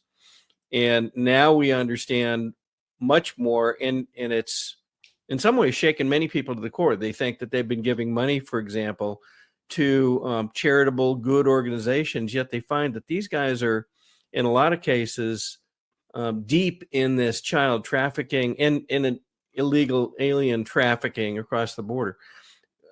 You were out way in front of this, and I know that people were struggling with understanding that and grasping it. Tell me what you feel is going on now with folks really seeing this and seeing it in dollars and cents across the country. It's hard to hear that your faith, there's an organization within your faith that is taking money from the federal government in order to destroy America. It's very hard. I'm a Catholic, so Catholic Charities, and they try to say, well, the Catholic Charities isn't tied to Catholic Church. That's a bull-faced lie. They're hand in glove with each other.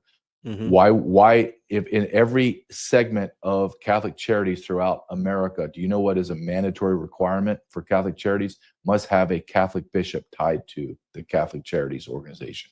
So they're tied, but it's not just Catholic Charities. I like to circle back, as Jen Paskey would say, circle back to Catholic Charities, but I want your audience to know Lutheran Family Services, Jewish Family Services, HIAS, Seventh-day Adventist, Baptist, you name it, under the cloak of God, our religions sold their soul for 30 pieces of silver and became co-conspirators to destroy the United States of America and traffic people and children.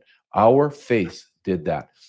This isn't what I believe or what I think. No, this is what I know from experience and from documentation, and what is, I don't want to say exciting or I enjoy, because I do not enjoy it. I don't find it exciting, but I find it validating that everything I wrote in Invaded, everything I speak about, everything I just wrote in Treason is being validated by what Trump has done with Doge, and what they uncovered with USAID.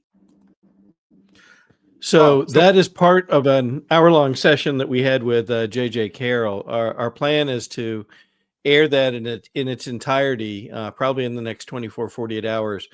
And as you can tell, these are difficult subjects. We're going to talk about the NGOs that are deep in this, and some of them will be, to many, shocking. But again, this is based on facts. This is based on research, based on Doge, and based on J.J. Carroll's personal experience. So we that'll be on that'll be on our Rumble channel. But are you going to put it on the record too, or where are you going to put it? Or just we'll put an article on the record that ties to it, yes, and we'll put it out through the entire CDM network so folks can see it. We go into what is it, what happens to these children, the breadth of it, and we draw parallels between things that Trump himself has said about this and the fact that, unfortunately, our government and these NGOs appear to be working in collaboration to create this child trafficking network that is bigger than anybody can imagine. Well, what amazes me is there are no voices from that side of the fence against Mayorkas, which, I mean, he's a devil. It isn't just Mayorkas, though. One of the comments that he makes is, you can tell who's involved in this in some respect because of the silence. And it goes back to what we talked about earlier. Nobody wants to touch this. This is the third rail, if you will. You touch it, you're gone, and nobody wants to be anywhere near this. However, I think there's no other conclusion, no other alternative but to face the truth, whatever it may be. Well, it's going to be difficult, but it needs to happen. So, Bill, thanks for your time and sitting in for John Ritchie. John and I will be back Monday at 10 a.m. And you're on the Georgia show Sunday at 2 Eastern, correct? That's right. Sunday at 2 o'clock in the afternoon, and Wednesdays at 7 p.m. All right. Well, thank you, everyone. We love our audience, love the interaction. Please keep it up. Tell your friends, spread the word, share the links, and help CDM become the new wire service without the globalist spin. And we'll see you next time.